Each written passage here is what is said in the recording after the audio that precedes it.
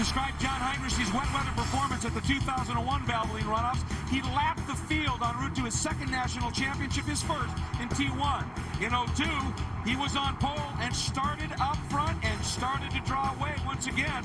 And as the laps went by, that margin simply grew. At the Checkers, second place went to the number 2 of Bobby Archer and his Viper, but he was 15 seconds back and wasn't even in view of the leaders. Well, 2 was great for Heinrich. Will it be a hat trick? Touring 1 is next, and it's right here on Speed.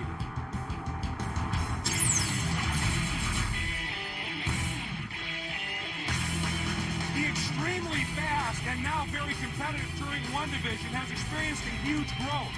One of the primary reasons is Chevrolet Corvette. All but one car in this year's national championship chase are Chevy Vettes. Now, there are also some tremendously talented drivers. This is the guy that's got to be considered the favorite. 2 straight national championships for John Heinrich, very quick as always. But he's got some guys going after him. Bob Shader, as you can see, very proud of where he comes from in Colorado. He won the Rocky Mountain Division. He is always very, very fast. And finally, we have to take a look at Scotty B. White, former World Challenge competitor, and in the Northern Pacific Division has been extremely quick. And Calvin Fish, when this one's over, he hopes it'll be Scotty B. Gold. Greg, there are 3 other Corvettes in the field today who certainly stand a strong chance at that gold medal as well. And all 3 of these cars are on Kumo racing tires. There's a fierce tire battle going down in this category. Now, one of these cars is driven by Cindy Lux. She's had a lot of success recently in the pro racing ranks, running in LMS competition, and recently won the Women's Global GT Championship. Her teammate this weekend is Rick Gilhart. He's had a runner-up finish at the Runoffs before in T2. He's looking to go one better this year. But the man I believe they all need to look out for is the local boy, David Roush from Shelby, Ohio. He won the June sprints. He knows this racetrack like the back of his hand. He could be the man to beat.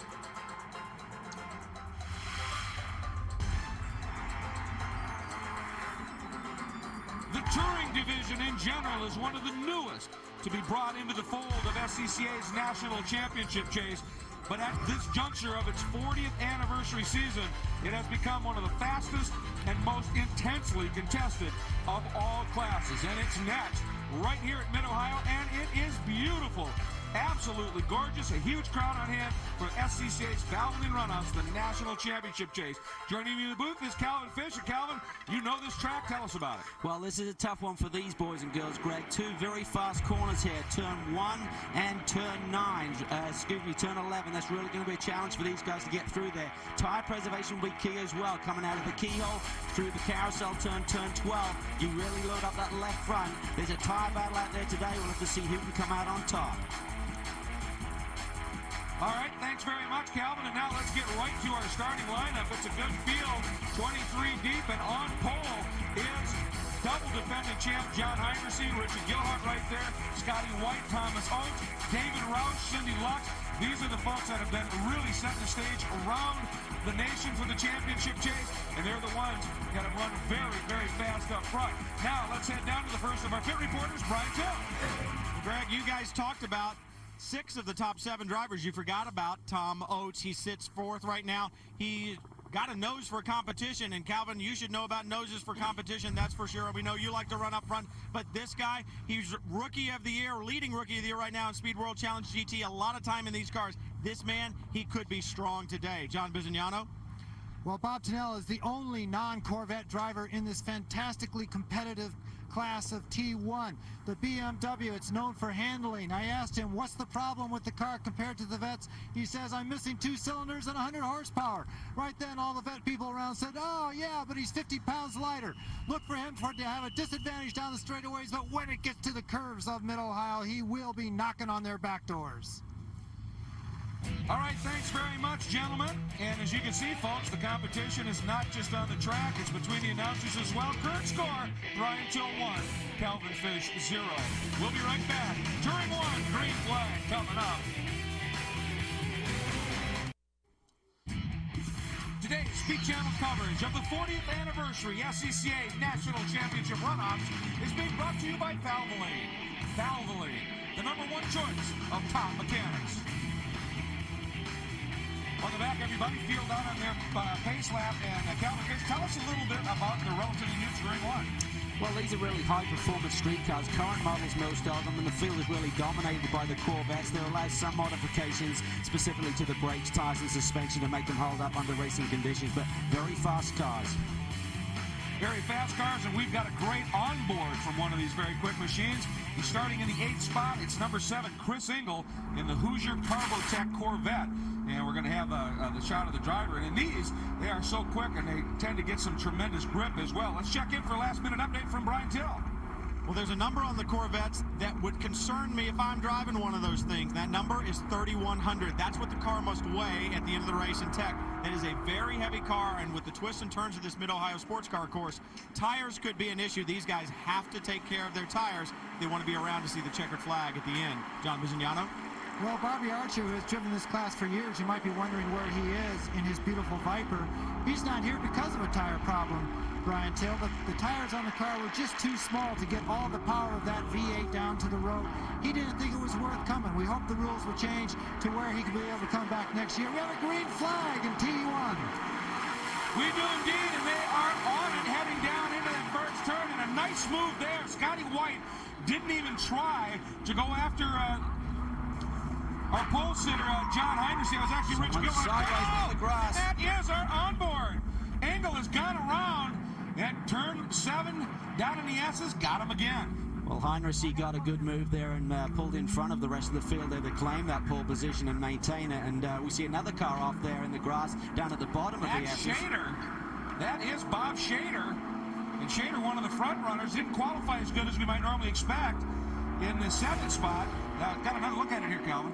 Well, it's just close quarter racing down there, and he gets a little bit sideways and tries to save it, but then he drops the left rear in the grass, and then you're on for the right. We had a lot of wet weather here earlier in the weekend, and that's a consequence of that once you do touch the grass. On board now, see him on the outside. You can run side by side, but I think these guys are getting 3 abreast through here. Come around the outside, and there you hear it, and there you see it. Sideways, overcorrects a little bit in the grass. Wipers are on.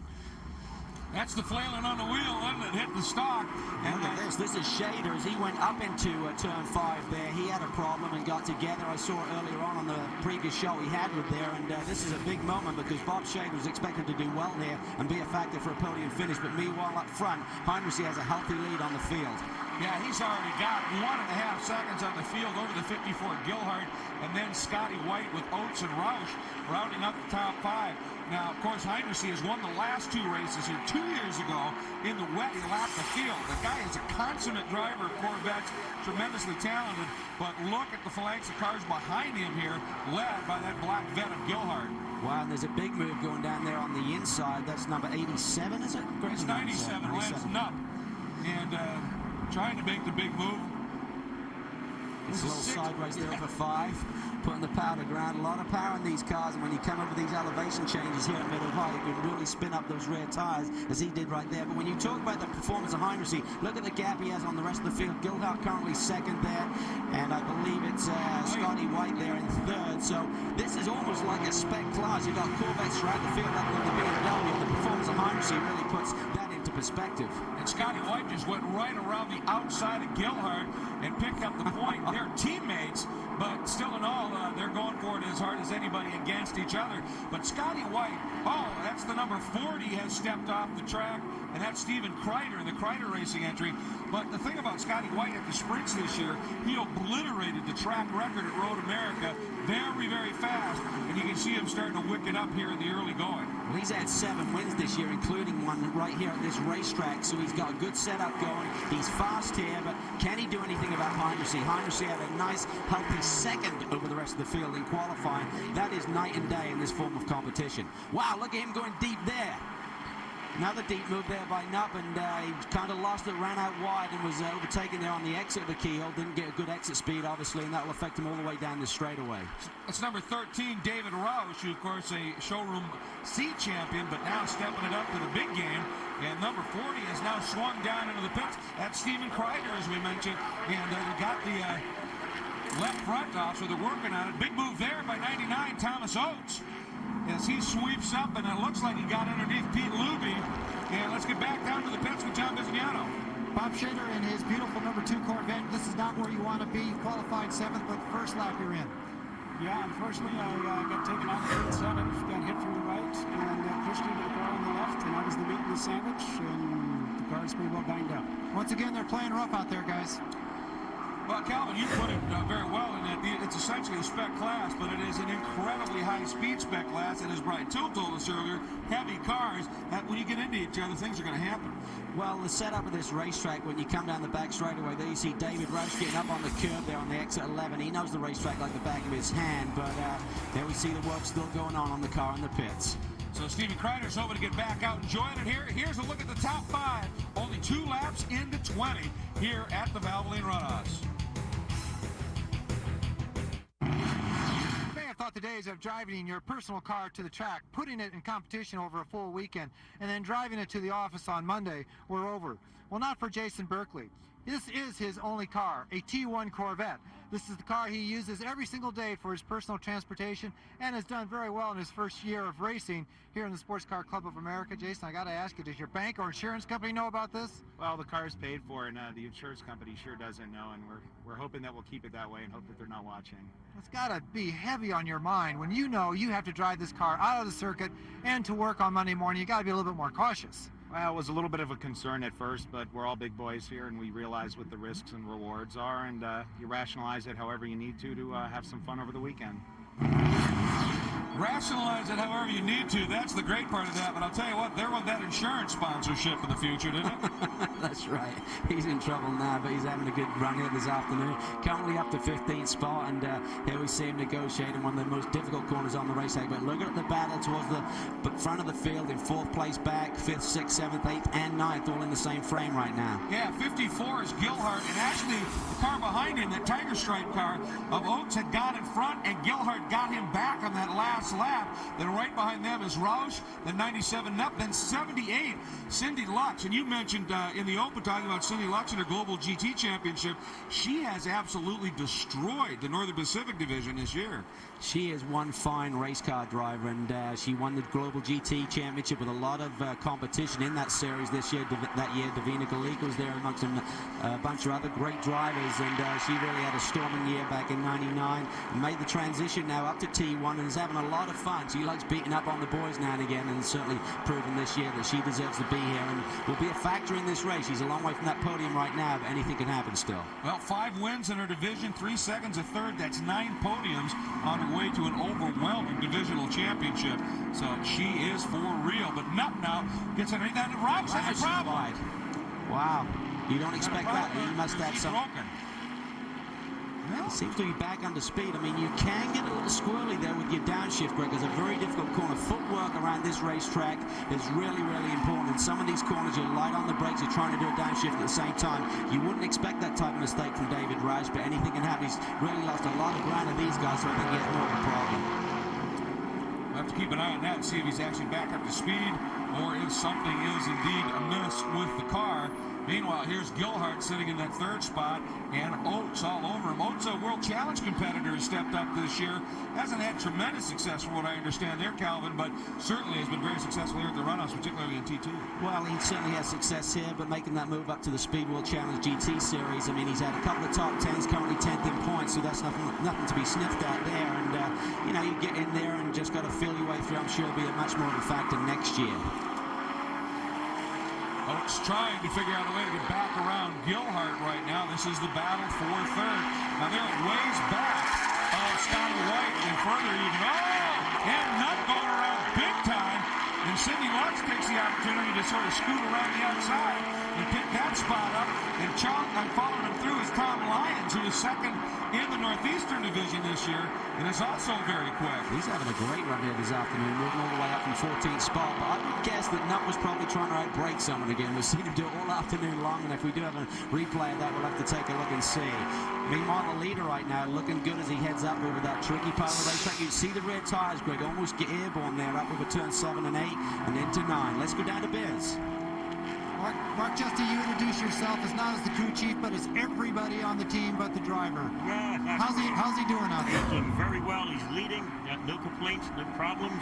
Okay, now we've been talking a lot about the weight of the car and about the tires. What's your situation when it comes to tires? It's warming up out here. Not a problem. The Goodyears are fantastic tires. We won 3 years in a row with them.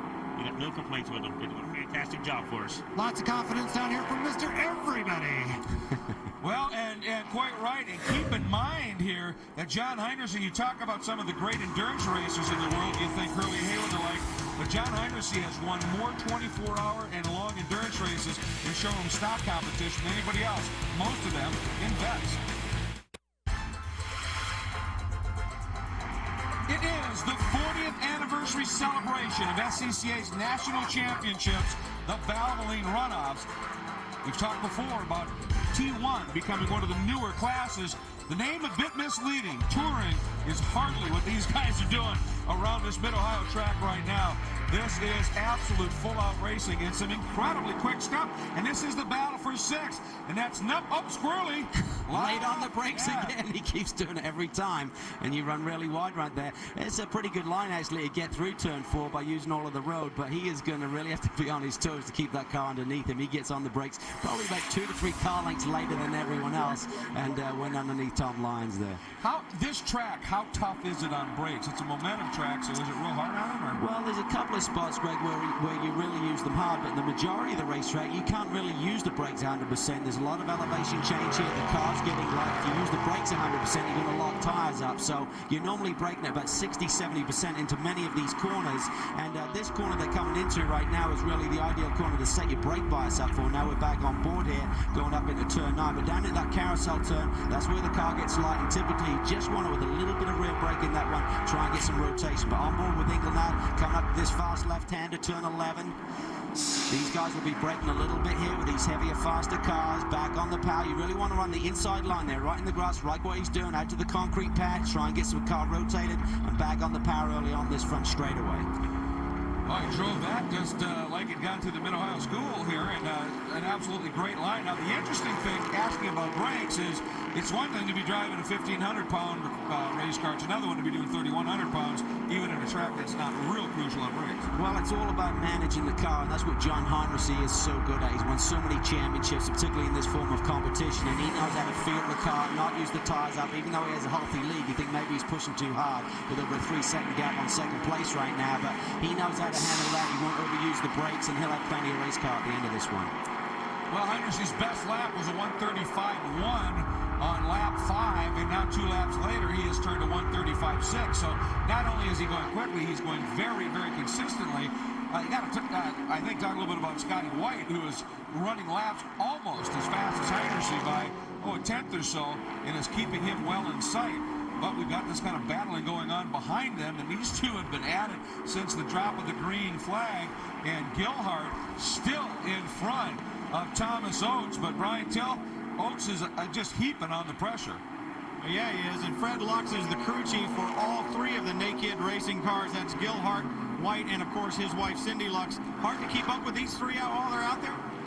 It is for me, just watching the crew and working for the crew, and then having your wife out there at the same time. With the Team Naked, Kumo Tire cars, we have 3 in the top 5 right now. We're only halfway into the race, but I mean, I hope we can work our way up to have all 3 on the podium. They're looking for 3 on the podium, John. You know, you can't get too rough out there in the closing laps. This is car number 2 that came in on lap 1. It doesn't look all that bad, just a bit of broken fiberglass. Here's where the rear tire of someone made contact, but guys, right underneath here is the oil cooler. Now, this is what took him out. You cannot run a car with that kind of a leakage problem. So right underneath that front end, they have the oil cooler. They've got to be delicate out there in the closing laps. Well, that is exactly the problem. That side-to-side contact. Sometimes you think, well, it's a big sedan, no worries. Oh, you bet there are concerns. You got to be a bit delicate, even with a big, high-horsepower machine like this. Here's your top 5 coming up to halfway. A lot of people think of the Army-Navy rivalry as the football game, late fall, but you know what? Real men, they drive race cars. And so I've got Brad Neff representing the Navy, Chris Engel representing the Army, and these guys are going to duke it out this weekend at the Runoffs in T1. Now, both of you guys are still active in the service, right? That's correct. 16-year Navy veteran, 3 tours on submarines. And Chris? That's right. I got 14 years active duty to date. All right. Now, Brad, as a submarine guy, what have you learned that's going to help you take care of this Army guy? I think my submarine technical training has prepared me well to dog Chris's heels all weekend long. And Chris, from a guy that hides in a metal tube out in the water, what are you going to do to take care of him and keep him off your back? Well, this is my second time at the Runoffs, so I think my experience is going to help me a little bit. Last year I was deployed to Kuwait. I just spent 8 months, about 140-degree heat, so that hardened me up pretty good. I'm ready to go. Well, the competition is getting tough. I think I'm going to get out of the way and let these guys settle this out on the racetrack. Well, that's an interesting battle, and obviously, if you've seen some time in a battle zone, I don't know, number 7 may have the edge there. And certainly he's having a good run right there. Chris Engel, undefeated, as it says right there, in 5 2003 races. That's a great season. It really is. Tremendous performance. He's had a few issues here today, and now we've got the 3 stopped on course. There's Scotty B. White.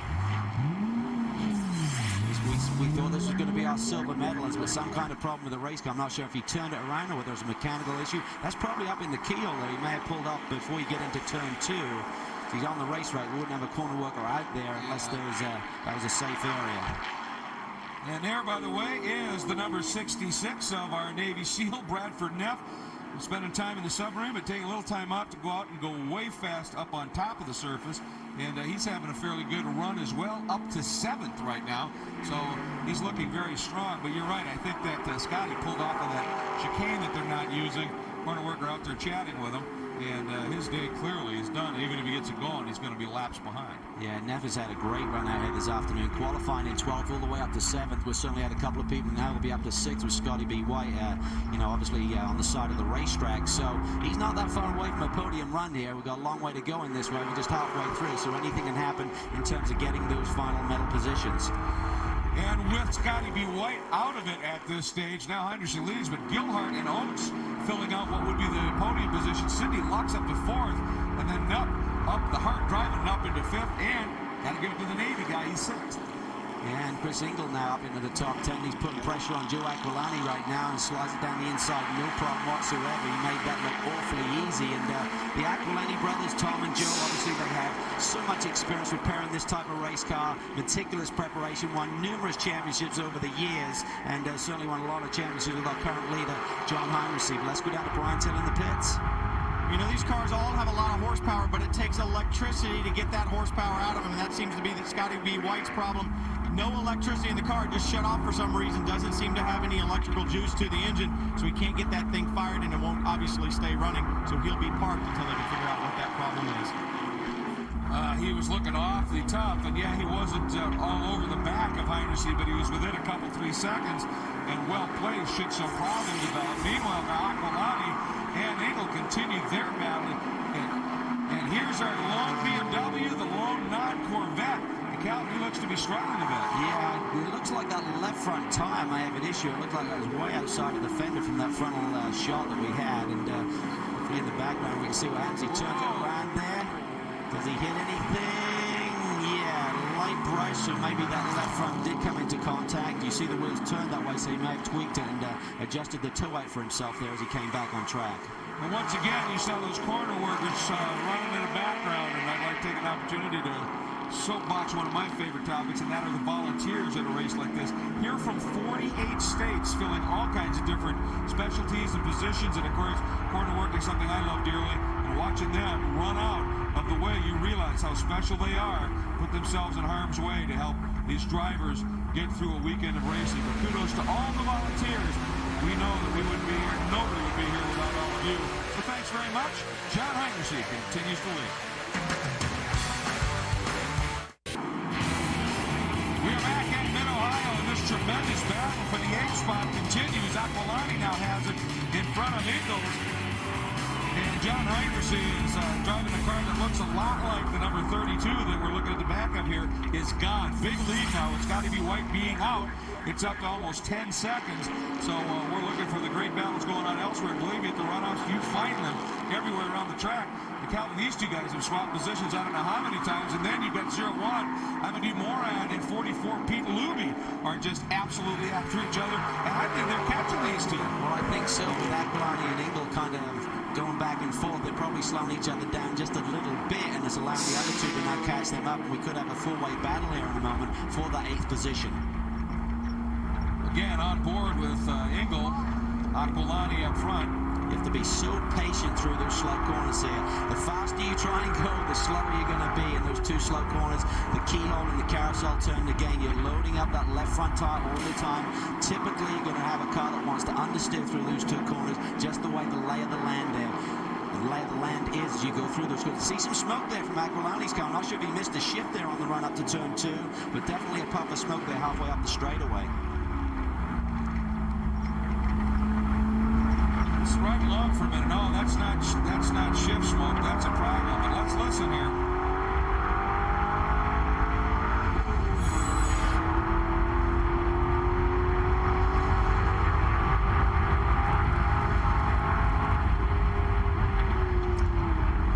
On board there with Engel. Now they go down that heavy braking zone, and Aquilani's definitely, we'll talk about the meticulous preparation, but he has some kind of oil leak, I'd imagine, maybe coming out of the rear differential housing there.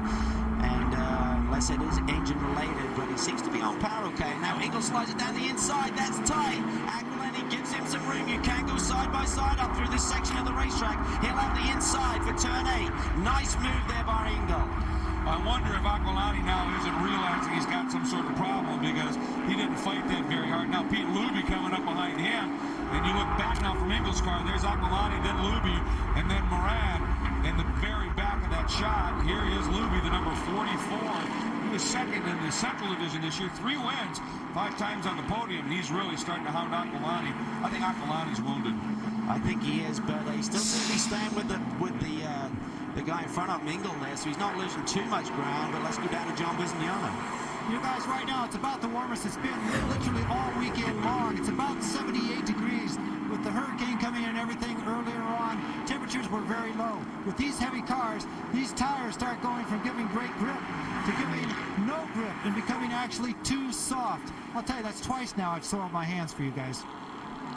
Well, you're a guy that falls on the And he just locks it up there and goes straight on. Aquilani making a mistake. He looked to the inside. There was no gap there. Just got on the brakes way too hard and didn't release them to try and get the steering back. Ends up in the gravel trap. Typically, you don't get out of there.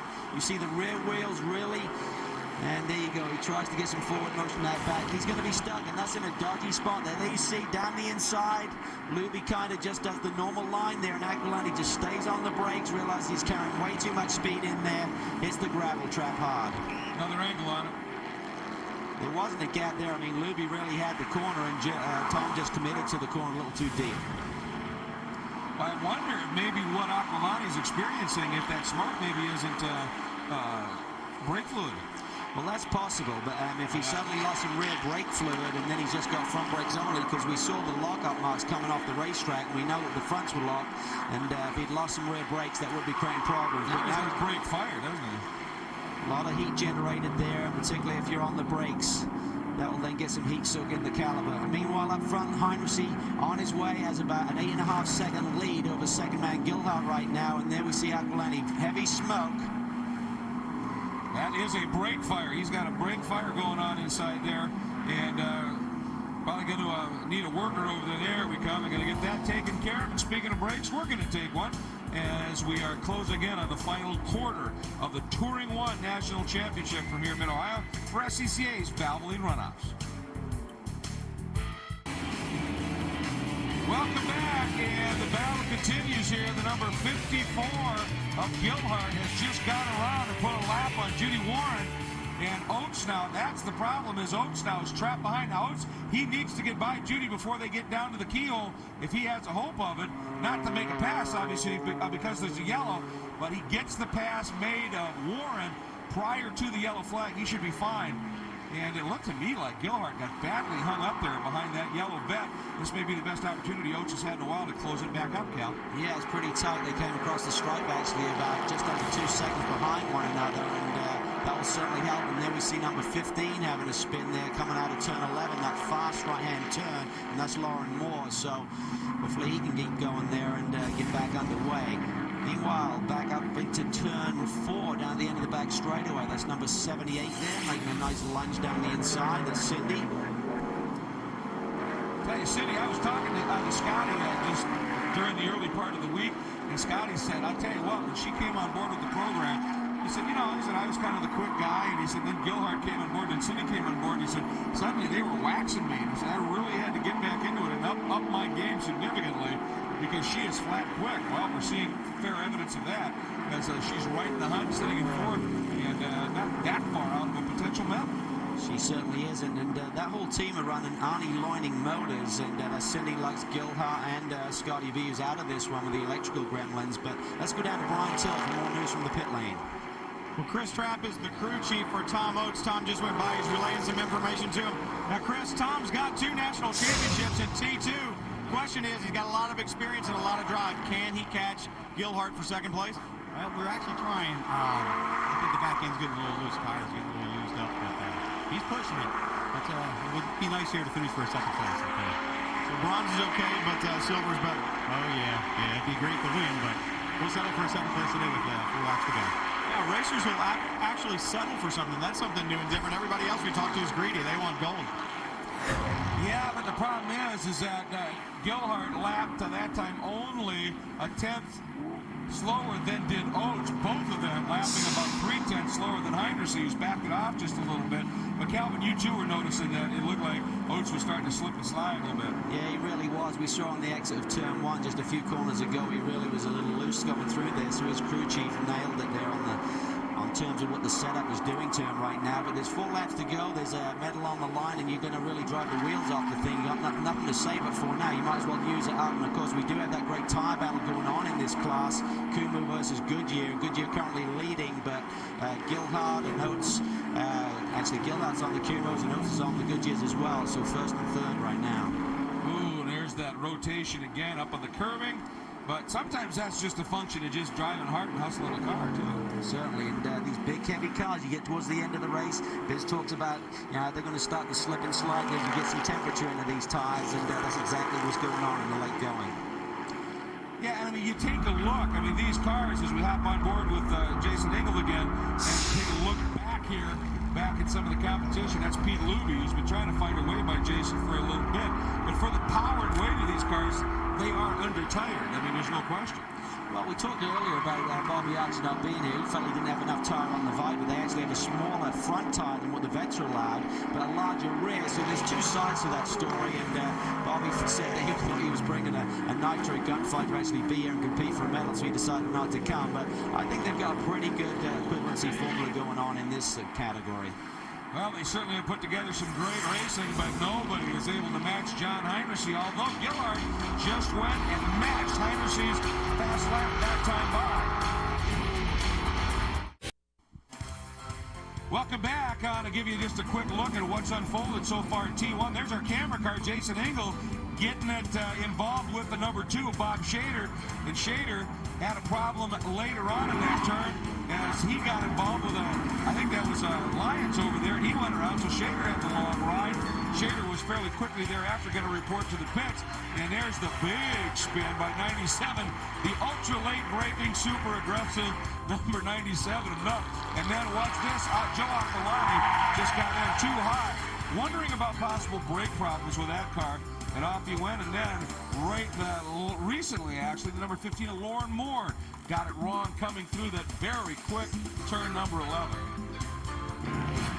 And that brings us fairly current right here. Now we're getting reports from some of the workers, maybe a little bit of smoke showing up in the back end of Heinrichs' car.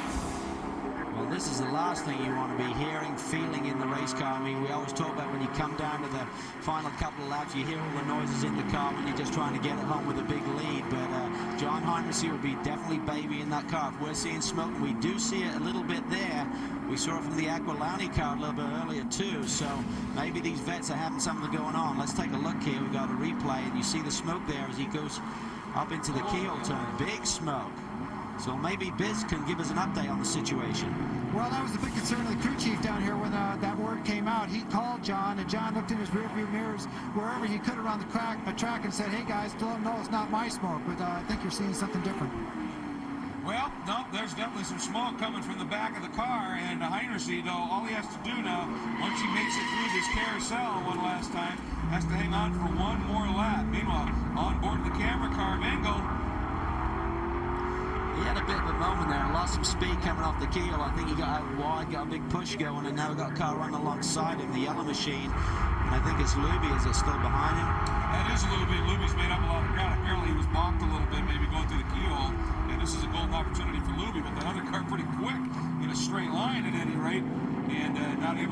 lead by. It's Bob Mayer, by the way. These guys have just over a lap to go. This little battle going on here right now for 8th position, but these guys are going to fight it to the wire. It's not all about a podium finish or a gold medal. They want to go home and talk about how they had a great top 10 run today. Well, Luby got trapped behind Mayer, and Luby has now lost a lot of ground to the very fleet Jason Engel. And watch this. This is where it all got up. Whoa! He nearly threw it all the way right there. Good save. Had to correct it again. And look at Luby. He should have been able to pounce there. And we know that Engel came out in the middle of the racetrack on the back straightaway. And they fought out down the back straight, but he stays in front of him. So Engel continues here, and he'll come around to pick up the 1 lap to go signal. But John Heimersee at this point has already got that a minute clear. So Heimersee well and truly into his final lap. He'll be coming around to pick up, dare we say it, another national championship here as number 7 Engel heads down into turn number 2. Here we go. And Cindy Lux, last lap for her had to go around. We'll see. She had a fair margin in front of Lance Knupp. But here comes Heimersee, and perfect Calvin once again. Wow, that's amazing. A 3-peat for John Heimersee. 3 years in a row, he captures this T1 title. Just a great performance by he and the whole Phoenix team. And this year, along with the last year, did it from pole and led every lap. So it's pretty impressive here. But boy, I tell you, that smoke really starting to heat up. Now the 44, finally Luby able to get by the lap car of Bob Mayer. That is a battle for position. My mistake. I was looking at the wrong number, and that was a huge pass by Luby here. And now we know why Engel was a little bit aggressive going into the keel, because that was indeed for position. There is Engel. Here comes Luby, and here comes the 38 of Mayer. And Gilhart has taken the silver medal position. Notes hangs on to that 3rd spot, having coming under pressure from Cindy Lux in that final lap. But Cindy turned it around somehow, probably battling for that final podium position. But we're on board with Engel now through that fast left-hander. Just 2 turns to go. Down into the carousel turn. He's hanging on to that 7th position. Been in a great battle all day. Certainly giving us some great shots and great actions. He's looking for that finish line. This is what it's like. Here you go, picking up the checker here at the Runoffs. Maybe not for the win, but as you said, Calvin, coming home in front of a very, very intense battle. Heimersee won the whole thing, and business found his crew chief. Mark Justy, Mr. Everything, as you call yourself. Congratulations on a great victory. It's the whole team. It's not me. It's everybody on the team. Phoenix Performance, all the boys, Kirk, Chris, Jackie, Andrea, Drew, Matt, Mark, everybody. We're a whole team. Okay, what about that smoke towards the end there, mate? Probably a rear axle seal leaking. But there wasn't any problem. He said it was okay. It's okay. Brought us home. The Goodyear tires brought us home again. They're all home, and they're all the way down to see their victor, Brian Till. I'm down here with Fred Lux from the Naked Racing Team. Fred, a good day for you guys. I know he's still on the radio with his drivers. Great 2nd place for Richard Gilhart, and Cindy did a good job. She had that late race spin. Did she say what happened? I think a caliper or something in the front let go. She doesn't have any front brakes. That's not fun around Mid-Ohio, obviously, but a great performance for this entire team this entire week here at the Runoffs. Thank you. I think Rick got 2nd in the Kumo Tires naked car, and Cindy was looking really solid 4th place. Well, disappointing at best, but still a great performance for the team overall. Greg? All right, thanks, gentlemen. And by the way, the story of this race is 0 lead changes, 0 drivers involved, 0 cautions, and 2-0. The number of laps that giant Heimersee led on his way to a near 10-second victory. We'll talk with him when we come back.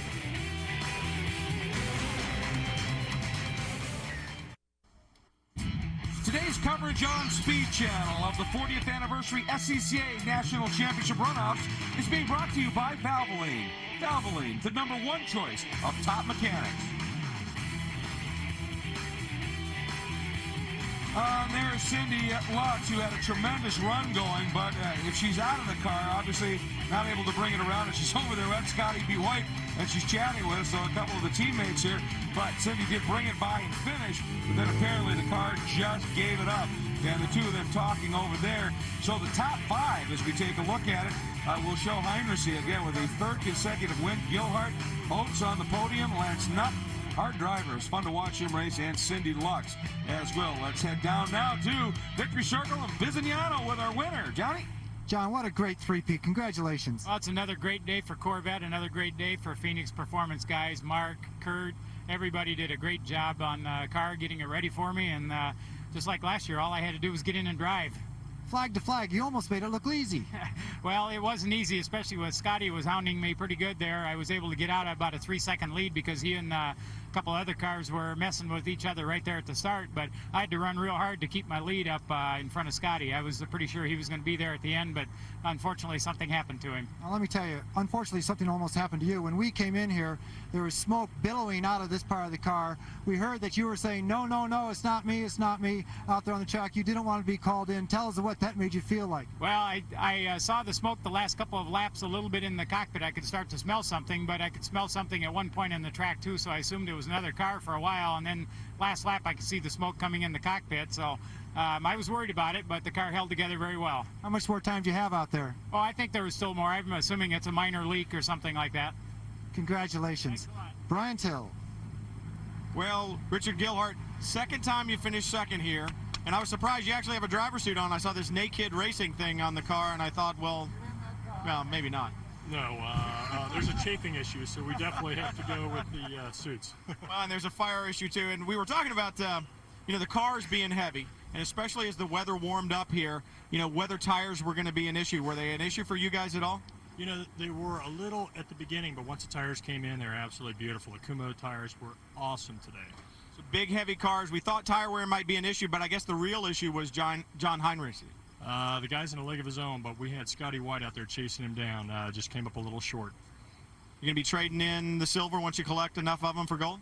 Definitely. This guy's looking for gold. He was looking for it today, just came up a little bit short. Greg? Thanks, Brian. Boy, did he give it a great ride, a chafing issue. I remember that one for a while. The look was priceless. It was beautiful. They are celebrating. Let's take a look now at our full field rundown.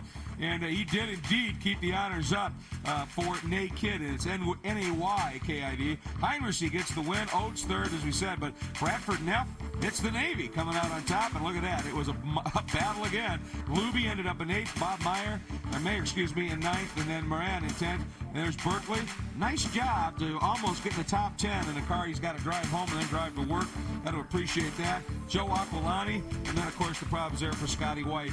Really didn't tell you what it was about. And Roush and Shader, those guys that all stayed in, this could have been a little bit different as well, but that's why they call it racing. Really is. Two of the favorites there we see at the tail end of the field. Ned Amundsen, he's returning after 22 years out of competition, so he didn't get the sort of run he's looking for. But there you see the victorious team. Phoenix Performance, great job. But let's go down to Brian with our bronze medalist. Well, no, this is not Tony the Tiger. It's Tom Oates, but we do like the Tiger stripes. Good run today. I know you were a little short from where you wanted to be. You've won national championships before, but still a great performance. Hey, I really like being here at Mid-Ohio. The crew set up a great car, and it's fun to race here. We just wish we could have stayed with John.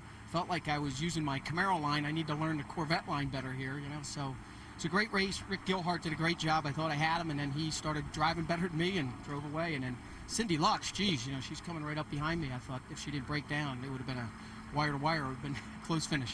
Well, tires has been a big conversation amongst everybody, and we talked to Chris during the race, and it looked like maybe the rear tires were going away a little bit for you.